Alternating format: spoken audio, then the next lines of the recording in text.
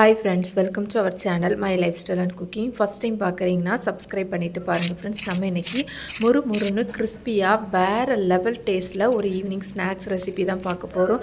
இந்த மாதிரி ஒருக்கா செஞ்சு கொடுத்து பாருங்கள். வீட்டில் எல்லோரும் இந்த ஸ்நாக்ஸ் வச்சு கடையே நடத்திடலாம் போலன்னு சொல்லுவாங்க. அந்த அளவு சூப்பர் டேஸ்ட்டாக இருக்கும். வாங்க அதை எப்படி பண்ணலான்னு பார்க்கலாம். இது செய்கிறதுக்கு ஒரு பாத்திரம் ஒன்று எடுத்துருக்கிறேன். இதில் 3/4 கப் அளவு அவல் சேர்த்துருக்கிறேன். இந்த மாதிரி மெலிசான அவல் எடுத்துக்கோங்க. இப்போ இதை நல்லா ஒருக்கா கழுவி எடுத்துக்கலாம். இந்த மாதிரி கழுவிட்டு நல்லா அந்த தண்ணியெல்லாம் கம்ப்ளீட்டாக புழிஞ்சிட்டு அவல் மட்டும் எடுத்துக்கோங்க. இப்போ இது கூடவே 1/2 கப் அளவு தண்ணி சேர்த்துக்கலாம்.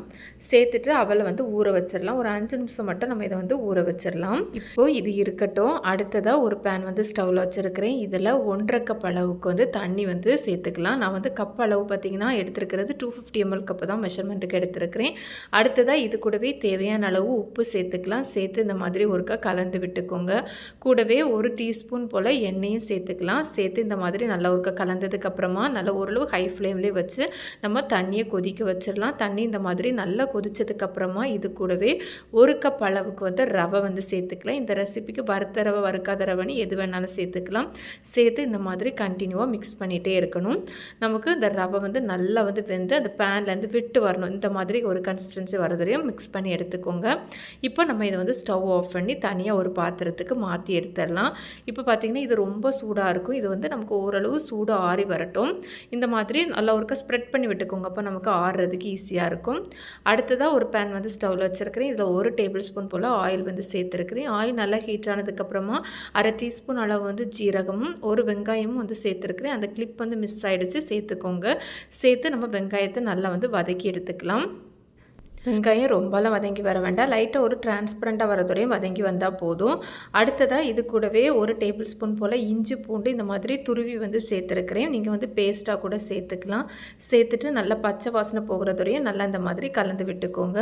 அடுத்ததாக ஃப்ளேமை சிம்மில் வச்சுட்டு இது கூடவே 1/4 டீஸ்பூன் அளவு மஞ்சள் தூள், 1/2 டீஸ்பூன் அளவு வத்தல் பொடி நீங்கள் உங்கள் காரத்துக்கு தக்கன கூட்டியோ குறைச்சோ சேர்த்துக்கலாம். கூடவே 1 டீஸ்பூன் அளவு மல்லித்தூள் சேர்த்துருக்கிறேன். இப்போ இதெல்லாம் சேர்த்து அந்த எண்ணெயிலே நல்லா ஒருக்கா அந்த பச்சை வாசனை போகிறதுலையும் வதக்கிக்கலாம். அடுத்ததாக இது கூடவே இந்த டைம்லலாம் ஃப்ளேம் சிம்பிளே வச்சு வதக்கிக்கோங்க.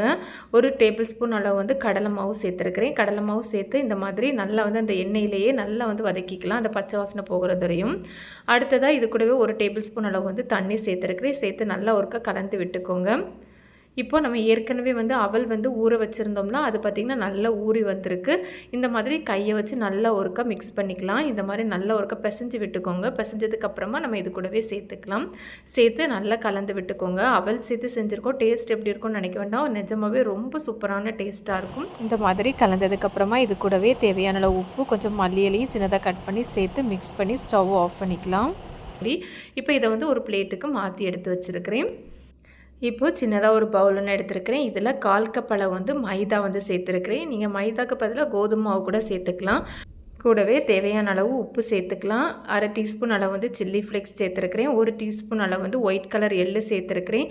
1/2 டீஸ்பூன் அளவு பிளாக் கலர் எள்ளு சேர்த்துருக்கிறேன். இது எல்லாமே ஆப்ஷனல் தான். வெறும் மைதா மாவு உப்பு மட்டும் கூட சேர்த்து கூட நீங்கள் செஞ்சுக்கலாம். இது கூடவே கொஞ்சமாக கஷூரி மேத்தி எடுத்துருக்கிறேன். இதை இந்த மாதிரி சேர்த்துக்கலாம். நீங்கள் இதுக்கு பதிலாக மல்லி இலை கூட சின்னதாக நறுக்கி சேர்த்துக்கலாம். சேர்த்ததுக்கப்புறமா இது கூடவே கொஞ்சமாக தண்ணி சேர்த்து நம்ம இதை நல்லா கரைச்சி எடுத்துக்கலாம். தண்ணி ரொம்ப அதிகமாக சேர்க்க வேண்டாம், அது மாதிரி ரொம்ப கம்மியாகவும் சேர்க்க வேண்டாம். நான் உங்களுக்கு காமிச்சு தரேன். இந்த மாதிரி ஒரு கன்சிஸ்டன்சி வரதுவரையும் நம்ம கரைச்சி எடுத்துக்கலாம். இப்போ இது இருக்கட்டும். அடுத்ததான் நம்ம ஏற்கனவே ரவை ஆற வச்சுருந்தோம்ல, அது பார்த்திங்கன்னா ஓரளவு நல்லா ஆறி வந்துட்டு இப்போ கையில் கொஞ்சமாக ஆயில் அப்ளை பண்ணிவிட்டு இதை நல்லா சாஃப்டான மாவை உருட்டி எடுத்துக்கலாம். உங்களுக்கு பார்த்தா தெரியும், இந்த மாதிரி நல்ல சாஃப்டாக இருக்கணும். இந்த மாதிரி ரவையை பிசைஞ்சு எடுத்துக்கோங்க. அடுத்ததான் நான் இப்போ பார்த்தீங்கன்னா சப்பாத்தி கல் ஒன்று எடுத்துருக்கிறேன். இதில் கொஞ்சமாக ஆயில் அப்ளை பண்ணி எடுத்துருக்கிறேன். இப்போ இதில் நம்ம ஏற்கனவே ரவை சாஃப்டாக பிசைஞ்சு வச்சுருந்தோம்ல, அதை 2 பகுதியாக பிரித்து எடுத்துக்கலாம். இந்த மாதிரி பிரித்ததுக்கப்புறமா அதுலேருந்து 1 மட்டும் இப்போ எடுத்து வச்சுருக்கிறேன். இப்போ இதை நம்ம ஸ்ப்ரெட் பண்ணி எடுத்துக்கலாம். ரொம்ப நைஸாக ஸ்ப்ரெட் பண்ண வேண்டாம். அதே மாதிரி ரொம்ப திக்னஸும் இல்லாமல் இந்த மாதிரி ஒரு திக்னஸ் வர மாதிரி ஸ்ப்ரெட் பண்ணி எடுத்துக்கோங்க. இந்த மாதிரி ஸ்ப்ரெட் பண்ணதுக்கப்புறமா நம்ம இதை ரவுண்டாக ரவுண்டாக கட் பண்ணி எடுத்துக்கலாம். நீங்கள் வேறு ஏதாவது ஷேப் வேணால் வேறு ஷேப் கூட கட் பண்ணி எடுத்துக்கலாம். இந்த மாதிரி ஒரு டிஃபன் பாக்ஸ் வச்சு நான் கட் பண்ணி எடுத்துருக்கிறேன். இந்த மாதிரி எக்ஸஸாக வரதை நெக்ஸ்ட் நமக்கு வந்து ஒரு ஹாஃப் பகுதி இருக்குல்ல, அதை வந்து நம்ம வந்து ஸ்ப்ரெட் பண்ணும்போது நம்ம வந்து ஸ்ப்ரெட் பண்ணி எடுத்துக்கலாம். இப்போ இந்த ஓரங்களை நல்லா ஒருக்கா ப்ரெஸ் பண்ணி விட்டதுக்கப்புறமா நம்ம உள்ளே ஏற்கனவே ரெடி பண்ணி வச்சுருந்தோம்ல அவல் வச்சு ஒரு ஸ்டஃபிங்ஸ், அதுலேருந்து கொஞ்சமாக எடுத்து இந்த மாதிரி உள்ளே வச்சு ஃபோல்ட் பண்ணி எடுத்துக்கோங்க. ஃபோல்ட் பண்ணதுக்கப்புறமா இந்த மாதிரி ஓரங்களை நல்லா ஒருக்கா ப்ரெஸ் பண்ணி விட்டுக்கோங்க. இந்த மாதிரி நல்லா ப்ரெஸ் பண்ணதுக்கப்புறமா இதை நீங்கள் இப்படியே கூட ஃப்ரை பண்ணி எடுத்துக்கலாம். நான் கொஞ்சம் கூட பார்க்க நல்லாயிருக்கும் அப்படின்னு சொல்லி கத்தி வச்சு இந்த மாதிரி கட் பண்ணி எடுத்துருக்கிறேன். ரொம்ப ஆழமாக ப்ரெஸ் பண்ண வேண்டாம். இந்த மாதிரி ப்ரெஸ் பண்ணி ஒரு ஷேப்க்கு வந்து ரெடி பண்ணி எடுத்துருக்கிறேன். இது வந்து கட்டாயம் இல்லை, உங்களுக்கு போடணும்னா இந்த மாதிரி செஞ்சுக்கோங்க. இதே போலவே நம்ம வந்து மீதி இருக்கிற எல்லாத்தையும் வந்து ரெடி பண்ணி எடுத்துக்கலாம். இது போலவே நிறைய வெரைட்டியான ஸ்நாக்ஸ் ரெசிபி நம்ம சேனலில் இருக்குது. அதோட லிங்க் வந்து எண்ட் ஸ்க்ரீனில் கொடுத்துருக்குறேன். சேனலையும் விசிட் பண்ணி பாருங்கள். டைம் இருக்கும்போது உங்களுக்கு கண்டிப்பாக யூஸ்ஃபுல்லாக இருக்கும்.